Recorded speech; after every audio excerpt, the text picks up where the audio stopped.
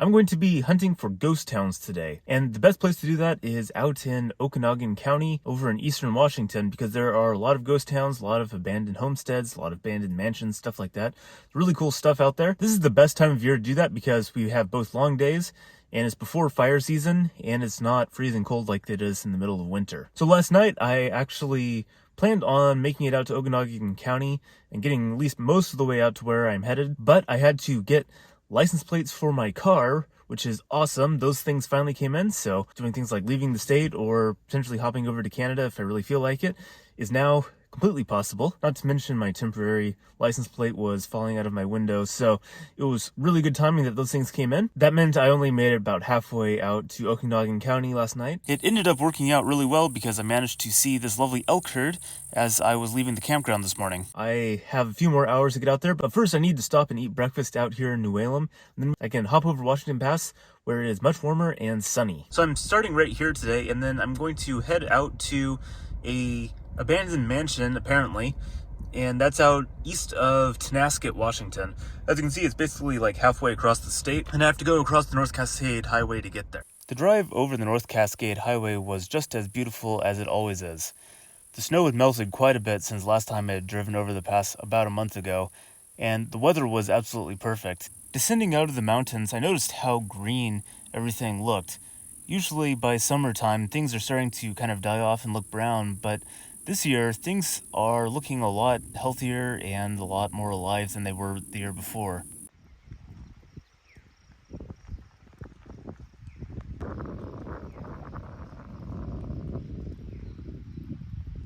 So I was looking for a new ghost town that I could go explore, and I think I found one out here. Some of the locations I was looking at on the map really didn't pan out. I couldn't find any actual structures that were left, just a sign. That's not very exciting to look at. So I'm up here in the Okanagan Highlands. I'm fairly high altitude, actually, at least for Washington state standards, and there's basically almost nothing out here.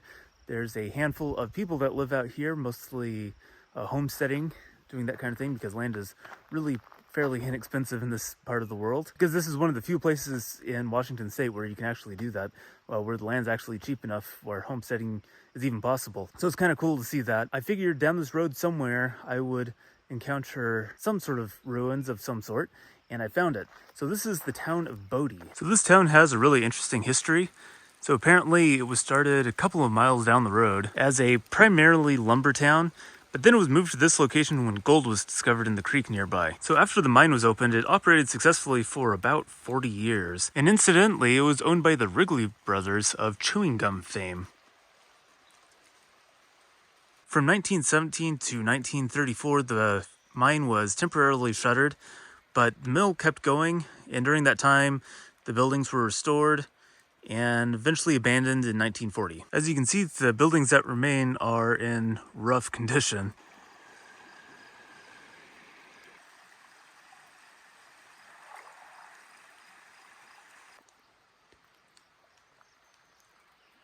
All these mining towns and a lot of the homesteads even were largely abandoned in this area, mostly because of the remoteness, the very cold winters, and it's just generally kind of a difficult lifestyle for a lot of people to live out in this area. So I'm sure I'm going to find more ghost towns along this road, so let's keep going. Well, I didn't find any more abandoned structures, just signs that showed where structures used to be, but I did find this lovely road that drove through the middle of the Okanagan National Forest. Well, I made it to the town of Chesaw. I think that's how you pronounce the name. It's a very small, old school town, and I think actually a lot of these buildings are original. Not a ghost town, but still pretty cool. Well, after wandering around on some of the roads for a while, decided I need to find a campsite for the night. So I'm off on National Forest roads here, looking for something free. There are campgrounds that are down closer to the main road there, but they're not free. In fact, they're kind of expensive, especially for being as far in the middle of nowhere as we are here. So I'm going to go down this road and hopefully we'll find a turnout or something that I can use for the night. Well, I think we're going to go to Bonaparte Lake. Lost Lake is another option, but Bonaparte Lake looks like it's more in the right direction.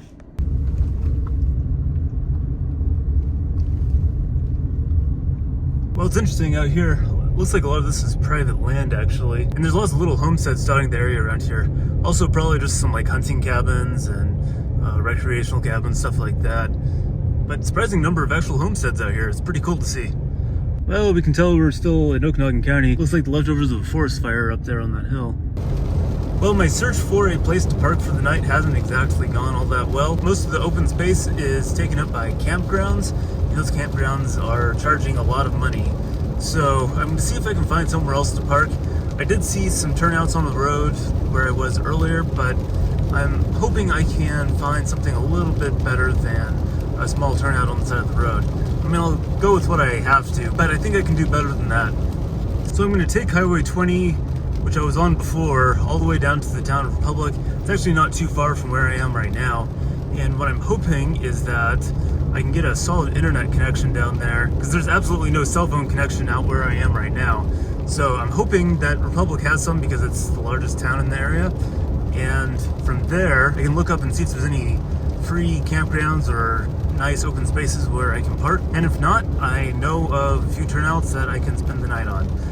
But this is why I start looking for campgrounds early, because you never know what you're gonna get. So as expected, I made it to the town of Republic, and there is cell phone coverage here, which is really nice. It's actually a cute little town. I might drive through it really quick on my way out, but I need to find a place to spend the night more than anything right now, or decide that I'm going to head back to Winthrop where I know there's a place to stay.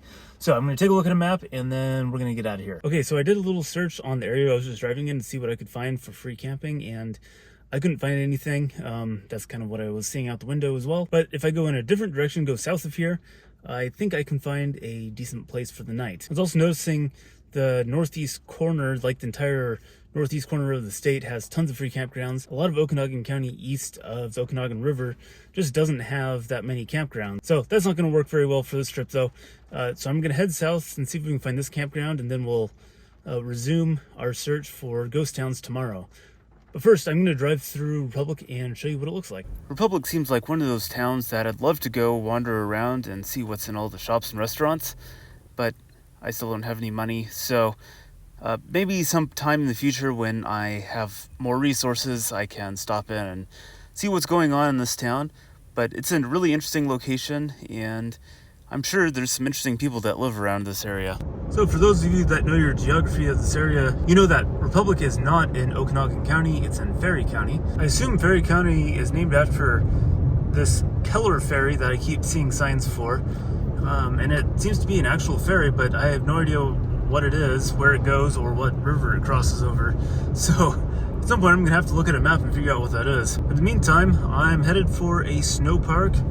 Snow parks around this area usually are free for just open camping when it's not snow season, and it appears this one is as well. So we're gonna go up there and see what it looks like. Well, I don't know what's going on out here, but apparently they've spent some money on their Forest Service roads.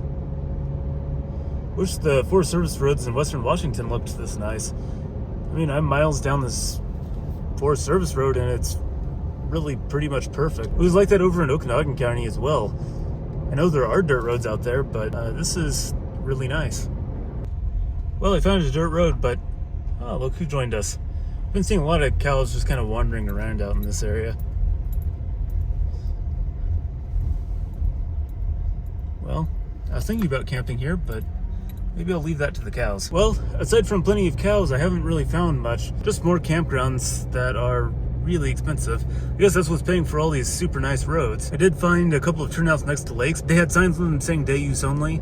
There's really no clearings in the forest here I can pull out into, or turnouts in the road that I've seen. So I'm gonna keep going down this road, and if nothing else pops up soon, I'm gonna have to go back out to the main road and then head towards some campgrounds that I know are actual legitimate campgrounds. Well, I reached the end of the road, and I decided to turn around and head back because the end of the road was another overpriced campground. I have to say, the roads going to it are really nice, but I don't know if that's worth the $30 to $40 that campground is charging, especially since it doesn't have any amenities whatsoever. Well, I'm back at my favorite campsite out here in Winthrop. There were a couple other places I could have stayed, but they really wouldn't have been any better than this one, and I have to start heading back towards work anyways, so this is perfect. And I have a good internet connection here, so I can work on editing videos and doing whatever I need to do. But that was a really interesting trip. I now know what's in Ferry County, and I think I've been down almost every road in Okanogan County. There aren't that many of them, so didn't really take a whole lot, but still, it was really cool to go down the last few bits of road there. I think I've seen all the ghost towns and abandoned structures that are still standing in Okanogan County. I was hoping that there were more. There's lots of signs around Okanogan County where towns and buildings used to be, but a lot of those aren't there anymore. So it wasn't really very exciting to film them. It was just a sign with nothing in the field behind it. So that was a little bit disappointing, but I know of other ghost towns that, at least last time I checked, still did have standing structures, so I'm sure I'll do this again, go on an adventure, see if I can find some more ghost towns. And if you want to check out probably the best preserved ghost town I've seen in Washington State, check out this video here of Molson, Washington, which is a small town in Okanogan County along the Canadian border.